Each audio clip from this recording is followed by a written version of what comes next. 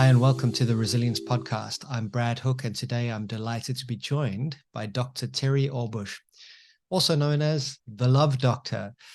In this conversation, we'll talk about a study that Dr. Terri has been involved with for 30 years, analyzing what makes relationships actually work. I love these longitudinal studies.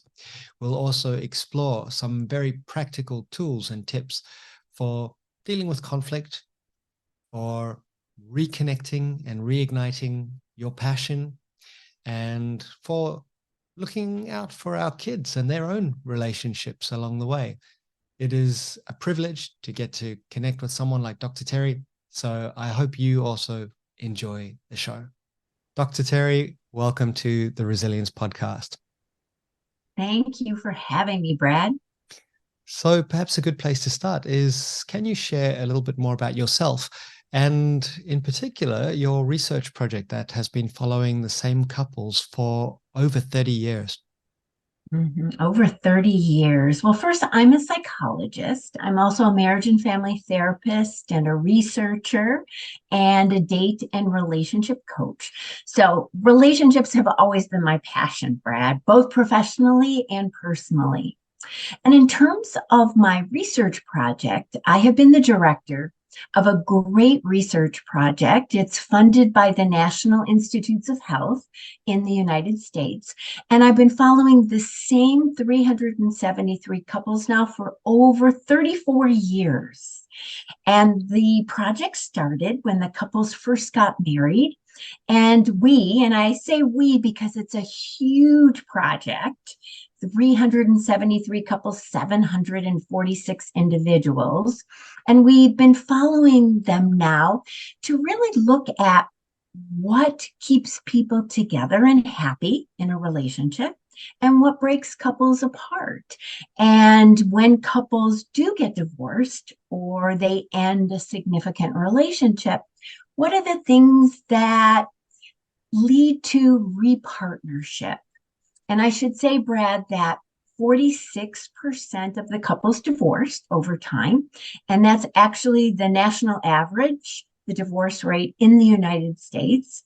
But the really positive thing that I like to talk about is that of those couples who divorced, 71% repartnered into a happy, healthy relationship. And I think that's wonderful. That's a great percentage. I think that tells people that even if you get divorced, repartnering in a happy, healthy relationship is totally possible. That's a story of hope. And I think a lot of people, even in my own limited experience, they kind of give up after that divorce. And you don't need to. There are many people out there for you. It must have been fascinating watching these relationships evolve and being almost part of their journey. It is wonderful. And, I watch these couples. One of the things that we do, besides asking them, structured questions and open ended questions, is we ask them to tell the story of their relationship from when they first met and became a couple into the present. And so I think the most fascinating thing for me has been looking and listening to those stories that the couples tell. And how do the stories change over time? And even more interesting, how do the stories predict how happy and healthy their relationships are? But it's been wonderful. And it's a great research project. The couples really share personal things about themselves and their relationships and their partners. And so I've really enjoyed it, as you said. Wonderful. I love longitudinal studies. It must be amazing to be part of something like this and seeing that evolution, seeing all these new little people being brought into the world as well along the way as part of these families. I'd love to talk a bit about your books. You've written a number of self-help books on relationships. Well, tell us a little bit more about some of your writing. Thanks. Well, I've written three popular books. Mhm. I've written a lot of academic books because I am a researcher and a professor and an academic. But in terms of the popular books, the first book is on the happily married couples over time. And it's called Five Simple Steps to Take Your Marriage from Good to Great. And it's all about what did these happily married couples do to continue to be married and happy in their marriages. So it's not the couples who are married and unhappy, but the couples who are married and happy. What did they do? And how did they take their relationships from good to what I say, great? So that's the first book. The second book is on those people who are no longer with a partner, either divorced or they lost a spouse due to death. And that book is called Finding Love Again, 6 Simple Steps to a New and Happy Relationship. And it's all about living with divorce, living with being a widow or widower. And then what did those people do who now are repartnered happily and stable in stable relationships? And then the third book that just came out last year is called Secrets to Surviving Your Children's Love Relationships. Oh, sounds And it's all interesting. about, I know, Mm. because I did, married couples and then repartnering. And now I kept hearing when I was talking to people all over the world is, what about me as a parent? How can I help my kids have happy, healthy relationships? So that book is all for parents to help them either model happy, healthy relationships in front of their children and or what are the discussions that they should be having with their children that are important for their children to talk about and discuss so that they can have happy, healthy relationships? Great. And I hope we can maybe dive into some of those tips before we finish off today, because our audience loves practical tips. And of course, we will link to the books in the show notes. So if you're interested, please do click on those links and get yourself a copy. So the audiences for the books, we're looking at couples who are in a relationship, who want to improve, take their relationship from good to great, people who for whom a relationship has ended, and parents. Who do you find is most receptive? Is it because not everyone's into self-development, right? Oh, that's such a good question. I think it's the people who are wanting to repartner, the people who have had a good relationship or have had a not good relationship and are no longer with that partner. And they realize that they want to partner again, that relationships are so vital to their health and well being, both psychologically and physically, but they don't really know how. And so I think that's the audience that's been most receptive. How can they let go of the past, let go of the emotional baggage connected to a previous relationship, find themselves again, find that genuine self? And then what are the strategies that they need to find a happy, healthy relationship? So I think that's the audience, but it's such a good question, Brad.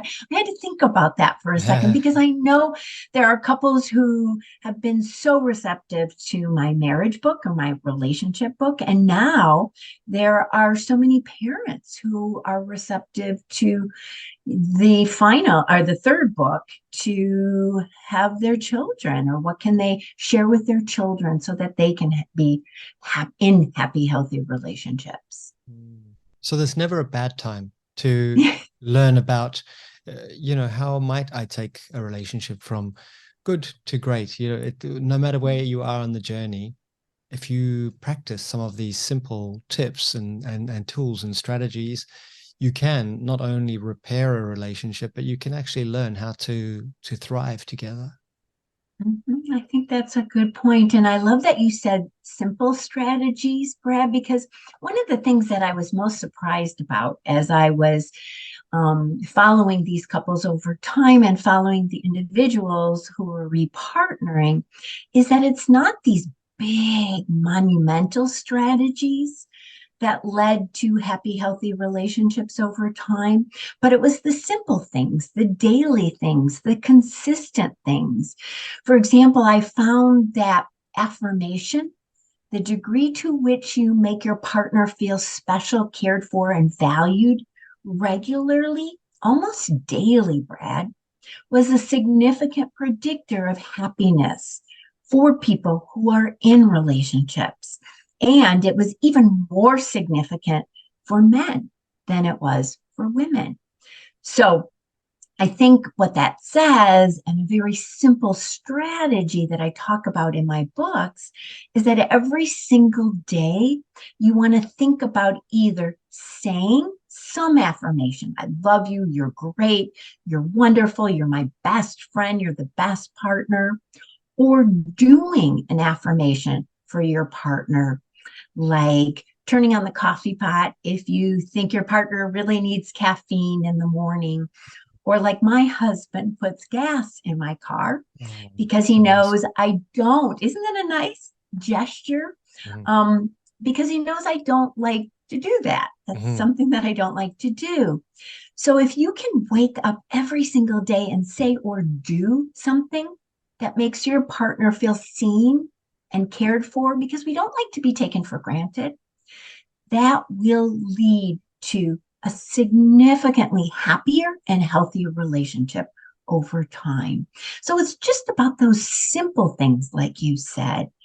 And so that's what my books are all about. Simple strategies that are practical and easy to implement in your life. Yes. When I think about couples that I know who save it all for their anniversary, and that's the day when, or Valentine's Day, suddenly there's grand gestures of, oh my gosh, I love you so much. And the rest of the year, we go back to these patterns of potential conflict or whatever else it might be, just a blissful ignorance of each other. I always wonder about that. It's all about daily actions, micro habits, if you will, that lead you to building that platform that you need for your relationship. And that is so true. And that's what I found in my study with these couples, following them over time, that some couples do those grand gestures, but then the partner doesn't feel seen. They don't feel valued or cared for. And they even talk about it being just a gesture that wasn't meaningful. But when I talk to the partners that receive that regular, consistent affirmation, they notice it, they value it, and they're so much happier in their relationship. And actually, Brad, what I also found is that they're actually more likely to give it in kind to their partner as well. So one of the things I talk about in my book is that if you're not feeling valued and seen in your relationship, one of the things that you can do is give your partner affirmation, regular, consistent affirmation, because then your partner is much more likely to give it in kind. It's like a practice of gratitude, which we know is so good for ourselves as individuals, but just expressing it, focusing on something good rather than something negative, for instead of, oh, you left the washing on the floor again. Hey, thanks so much for the thing that you did do really well, or well done for that little piece of work, or for cooking such a delicious meal. Well, that's another thing that I found, actually, Brad, that was a significant predictor of those couples who stayed together and were happy, is that those couples focused on the positives, the strengths in their relationship, rather than the negatives or the costs. And when people focus on the positive, it propels them to move forward. They're much more likely to be motivated to work on their relationships. And when you're focused on the positives, the negatives don't seem as negative or as negative anymore. So that's a strategy that I also talk about in the book. Focus on the strengths, focus on the positives, and the negatives will seem less important and less significant over time. Makes sense. Now, in the book, you mentioned that contrary to popular belief, the biggest reason relationships don't work is not conflict or lack of communication. It's actually frustration. Can you tell us more? Mm-hmm. So frustration is the difference between what you think should happen in a relationship or you expect to happen in a relationship, and then the reality of what happens in a relationship. So if I expect you to understand me without me even talking and you don't, I become frustrated and disappointed with you and our relationship. And frustration and disappointment actually eat away at happiness. And I can see that with couples over time. So it's so important to have realistic expectations, not only of relationships in general, but of your partner and what you think is an ideal relationship for you. So, for example, many of the couples in my study thought that conflict was negative for a relationship. And so when they disagreed with their partner or they had a difference, they thought that their relationship was in trouble and that they might end the relationship. And so they became very frustrated with the relationship.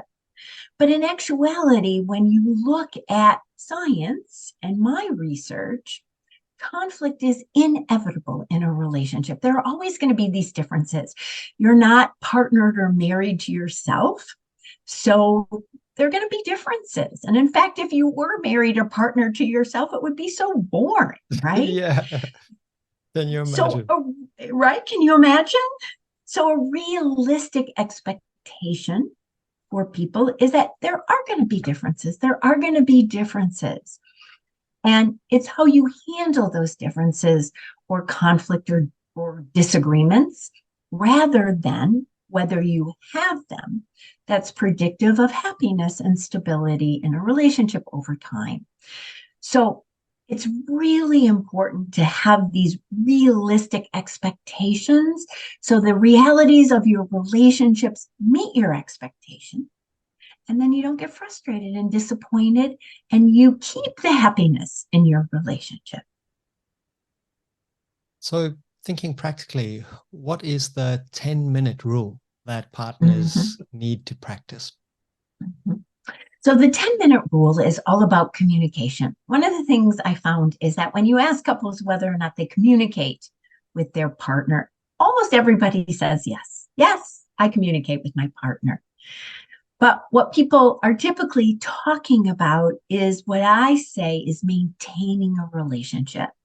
So they're talking about who's going to pick up the kids after school or do the grocery shopping or pay the bills or even call mom, right, to make sure she's okay. Communication is all about sharing your dreams and your goals and your aspirations and your stressors with your partner. So the 10-minute rule is waking up every single day and making sure, and this is a simple strategy like I talked about before, and making sure that you talk to your partner for at least 10 minutes a day. At least, you can talk more, but at least 10 minutes a day about something other than these 4 topics. Your family or children, who's going to do what around the house, 3rd, work, or 4th, your relationship. So talk about something other than those 4 topics. Now, I have to say, Brad, that about half of the couples that I speak to say, oh, that's going to be really easy. 10 minutes is nothing, but about half of the couples say, what are we going to talk about? And there's so many things that you can talk about. You can talk about movies, you can talk about music, you can talk about your stressors. You can even talk about these fun topics like if you won the lottery, where would you travel to and why? You can talk about dead or alive, who would you invite for dinner? One person. You can talk about if you weren't doing what you were doing now, what would you be doing? Or even in 5 years, what do you hope to be doing? So there's so many things that couples used to talk about when they were dating. Exactly. That during that 10-minute rule, those 10 minutes you want to be talking about, right? And we did talk about it when we were dating, right? That's the things that were exciting and wonderful. Yeah. And we really got to know our partner through those conversations. And that's what we want to do again, no matter where we are in our relationship, 1 year, 10 year, 50 years together. And do people feel reluctant to get started because it feels a little bit awkward to suddenly reconnect with you as a person? You just became a mom and someone who is busy and there in my life. Do you find that people really need to commit to it and say, okay, even to the point of being a bit regimented, let's not leave it to chance at X time. Let's just sit down and have our chat. Exactly. About whatever it is, about your dreams. It may have changed. It might not have, but it would be good to reconnect. It would be wonderful. I mean, I think a lot of couples put their relationship on the back burner. Yeah. And they say, well, when the kids are older, we'll reconnect. When we're feeling more secure or when we're working less, we'll reconnect. But what happens, as I've been following these couples, is that when you put your relationship on the back burner and you don't every day or every week or every month take it off of the back burner and get to know one another, as you said, Brad, reconnect, then you don't know one another in 10, 50 years. The habit becomes that you talk about all those other things that seem so important, and they are, the kids and making money and work and your parents and your health are all so important, but so is your relationship. So we need to make it a regimented habit, as you said, a structured habit. Every single day, you take the relationship off of the back burner and reconnect.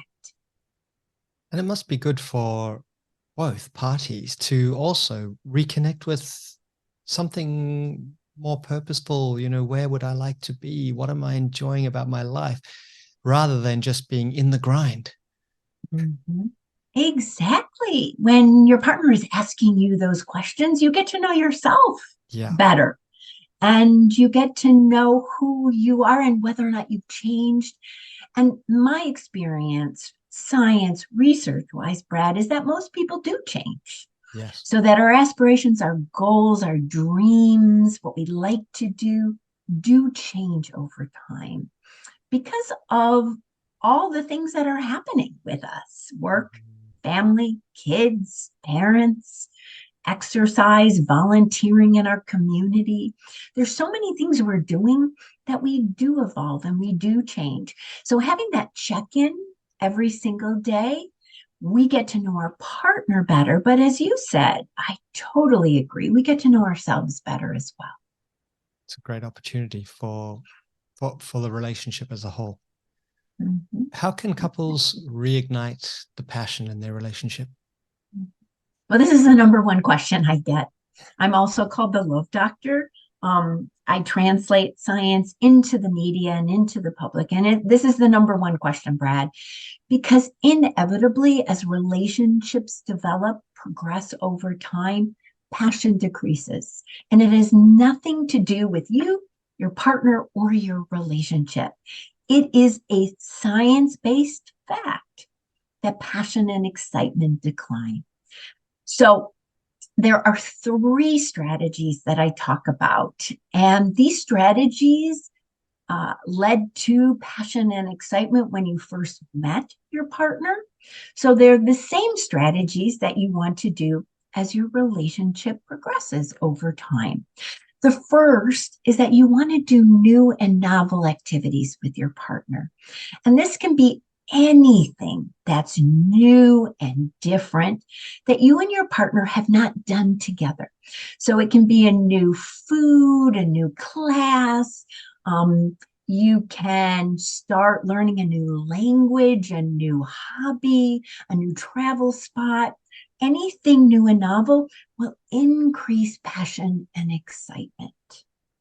Second, you want to do something that's mysterious or surprising with your partner.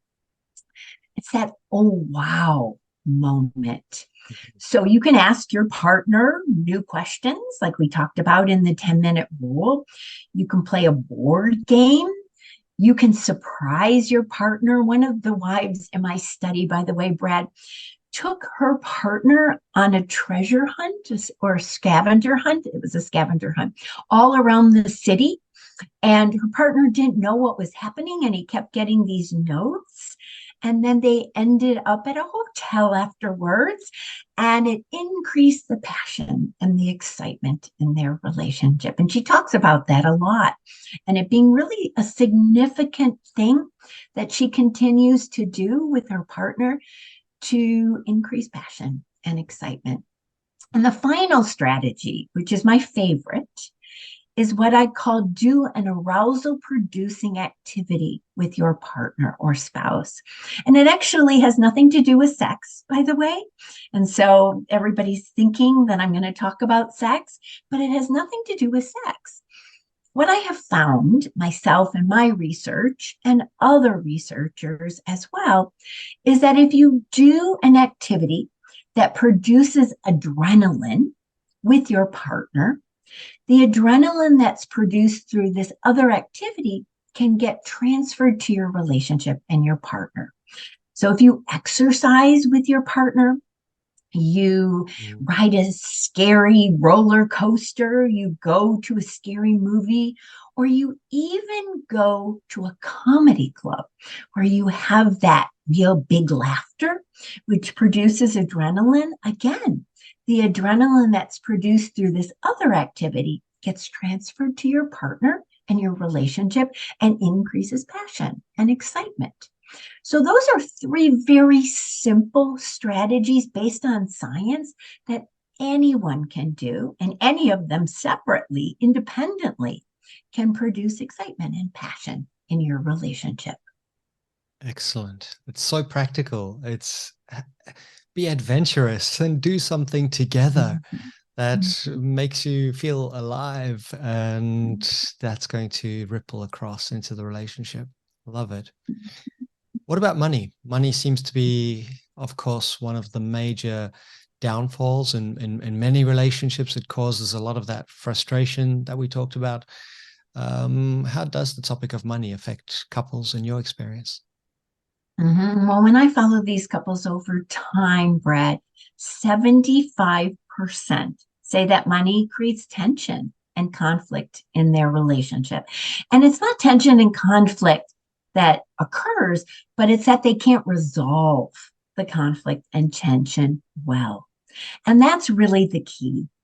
Money is going to come up in most relationships. And by the way, it comes up in parent-child relationships and friendships as well. So we're talking about all kinds of relationships. But with my couples, and I call them my couples only because it's been so many years, it's all about trying to resolve that conflict. And so I talk about in the first book, 5 Simple Steps to Take Your Marriage from Good to Great, is that first, as an individual, you want to think about what money means to you. And it can mean so many different things. It can mean how well you're doing in your life. So it's ego-oriented. It can mean love. It can mean stability. And we get this meaning of money in childhood. through our parents, what we observed, how they spent money. And so it's really important to sit down and figure that out for oneself.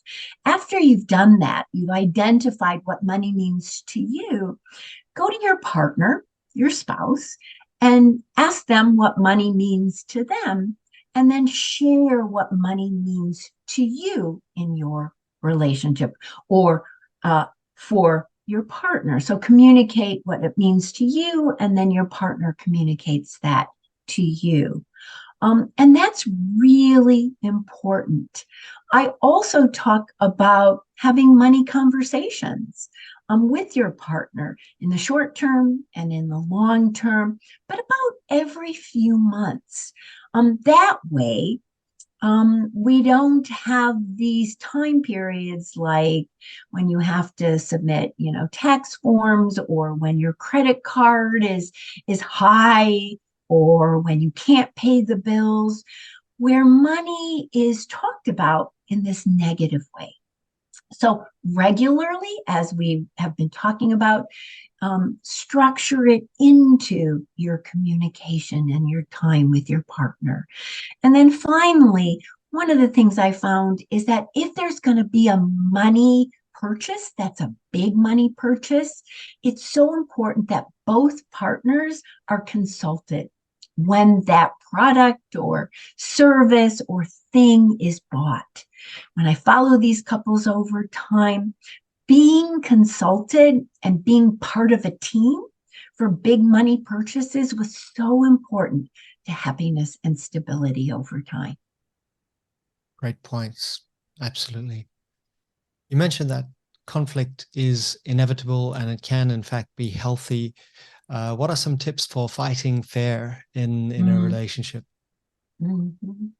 So there are so many tips that I talk about in all three of my books, actually, because as I mentioned, when people in relationships don't resolve conflict and disagreements well, that relationship has distress and is unhappy, whether it's a parenting child, whether it's a new relationship, or whether it's a relationship over time.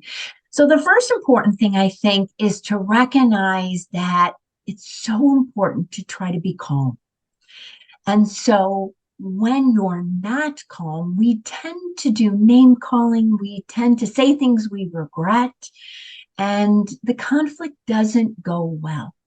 So I talk to couples and parents and children all the time to say it's okay to take a break of seconds or minutes, but not hours. Mm-hmm. But tell your partner, this is really upsetting me. I'm going to go down and get a glass of water. I'm going to go outside and breathe some fresh air, and I'll be right back to talk to you about that.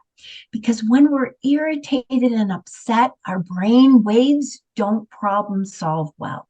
So it takes at least 30 minutes, science shows us, for our brain waves to go back to normal, and that's when we can problem solve. So being calm is so important. Second, we want to validate our partner's feelings and emotions. When somebody tells you you can't feel something, that just makes the other person really upset. So you can say to your partner, I understand that you're upset, or I understand that you're angry with me because I was late to the movie or to dinner. And then talk about what happened. But when you validate, that's so important. After that, we always want to use our I statements rather than you statements. So when you say you did this or you did that, again, that makes our partner defensive and upset. But when you say, I was unhappy last night when you didn't talk to my mother, can we talk about that? That then calms our partner down and they're ready to share. They're ready to talk about what happened. And then you always want to find a good situation. So when our partner's upset or they're tired or they're hungry or in the bedroom, we don't want to bring up something that annoyed us. So find the right situation when somebody isn't exhausted when we're not in the bedroom at night and somebody's really tired after a long day, or they're coming home after a long day. So finding the right situation and time is also so important. So those are some really important tips and strategies, Brad. Mm. Yeah, and it doesn't have to be complicated. You made it really simple. It's a case of find the right time, calm myself, make sure that I'm calm, acknowledge their feelings. Hey, I realize that you had a really long day yesterday, and you must have been feeling quite fatigued. However, I felt that you didn't express enough interest in what my mother was saying. So suddenly you framed it completely differently to, oh, last night you were rude. Right. That's not going to go Exactly. anywhere positive. Nowhere positive Yeah, at yeah. all. I totally agree. And we've been talking about one side of a disagreement, which is the speaker. But as you were saying that, I began to remember that I didn't say anything about the other side of the disagreement, which is the listener. And it's so important to be a good listener as well. And so, it's okay to paraphrase what your partner just said. You don't want to do what I call yes buts. And we all do this, by the way. Yes, but you did that. So that's why I did that. And again, that doesn't lend itself to a productive discussion. So whether you're the speaker, and we just talked about some simple ways, or the listener, it's really important to use I statements, to be a good listener, and to be calm and to pick the right situation. Mhm. Before we wrap up, because I'd like to ask where our audience can connect with you, including in the show notes, just with regards to your most recent book about children and their relationships as a parent, any tips? Because many dads, such as myself, I've got a 9-year-old, I can't bear to think about what when she starts developing an interest in boys and all the rest of it, or girls, whatever it might be, who knows. Mm-hmm. I find it still, you feel protective. Now, how can Mm-hmm. you still honor that, but be much more open and supportive? The first thing, Brad, that's such a good question, by the way, but the first thing I always talk about is that half of the formula is all you. And so, what you model in front of your daughter, or for anyone listening, in front of your kids, is half of the important thing. So make sure that when you're with your kids, you're modeling happy, healthy relationship behaviors, not only romantic, healthy behaviors, but when you're out in a restaurant, when you're out shopping, when you're getting a cup of coffee, talk respectfully to whomever you're talking to. Talk about tips, tipping a wait staff, Mhm. opening up a door, saying hello to somebody on the street, saying thank you to somebody who opened the door for you, because your kids are watching you Yeah. like hawks. And what you do is even more important than what you say. So that's the first thing. That's so very important.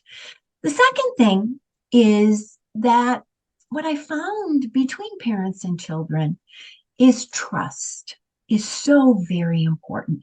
So no matter what the age of your child, even at 9, building trust is so important with your daughter, Brad. And that means having discussions now about what does it mean to trust somebody? What has to happen in a relationship, in a friendship with your friends right now, with your daughter, for you to trust that person? And when you trust somebody, what do you share with them? Mhm. And what does it mean to break trust? And so, what I found is that that's the most important first discussion wherever your child is, regardless of their age or gender, to have these kinds of what I call trust chats with your kids. And what that builds is trust with your child or children, so that when they do get into a romantic relationship, whether there are challenges, whether there are highs, whether there are questions that they have as they begin to get into these romantic relationships, they will come to you and ask you, because you've started to develop that trust. And then second, in these conversations, again, no matter what the age of the child, use television shows, use movies, and talk about the scenes and talk about the themes and the storylines that are happening in those movies and television shows, even Disney films, right? And talk about it in terms of the people or the characters in the shows, because kids will talk and will share all if you talk about it in terms of those characters rather than themselves. And that's also a start. And if you build it that way, then when they're in relationships, or if they're in relationships now, they'll feel more comfortable talking to you about the challenges and the highs and the issues. So don't wait for the first relationship to happen before you start trying to build a trusting relationship with open communication. It really starts, as if you haven't already, start now. That's the key. Start now. It's never too early. Like you said, Brad, it's never too early, but also I want to tell parents out there, it's never too late. So even if your child is 30 or older, it's never too late to start building trust and having that communication. Something that I did, and maybe it's useful to some parents out there who are extremely patient, is I started playing. My daughter has a number of little soft toys, and they sleep with her. And we have, since birth, played soft toys instead of bedtime stories. And it's incredible, the richness of personality and interaction between these little characters, and it's almost like a dojo or a training room for life, in terms of, well, if this happens, look how they reacted. And it's a wonderful way to start conversations about values and how people treat each other, and practicing so she can take some of these learnings out into the real world.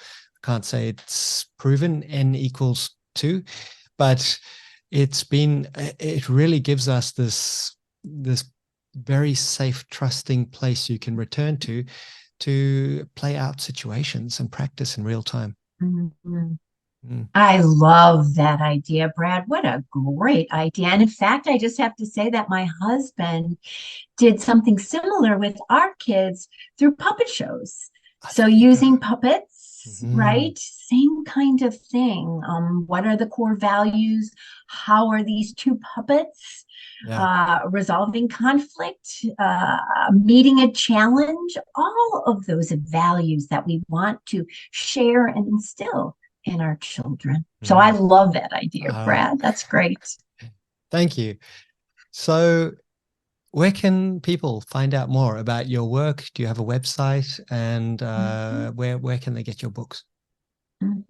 Well, my books are all on Amazon, but you can also go to my website, Dr. Terri, DrTerri, thelovedoctor.com. So that's all one word, Dr. Terri, thelovedoctor.com. And you can find all of my social media platforms, as well as all of my books and how to get them, either through me or through Amazon or other bookstores online. Wonderful. Any final thoughts for our viewers out there who I'm sure have immersed themselves in this conversation? I think, just to reiterate, it's all about the small, simple things in our relationships. And so we want to remember that it doesn't take hard work to make relationships good, but simple, consistent time and work. And that's a really different philosophy or approach. And then also focus on what's going well in your relationship rather than the negatives, and it will propel and motivate you to move forward in that relationship. What an inspiring message. Thank you so much, Dr. Terri. I'm sure we'll do this again at some point. And thank you all for joining the Resilience Podcast. Please do check out the links in the description, and I look forward to seeing you in the next episode. See you, Dr. Terri. Thanks, Brad.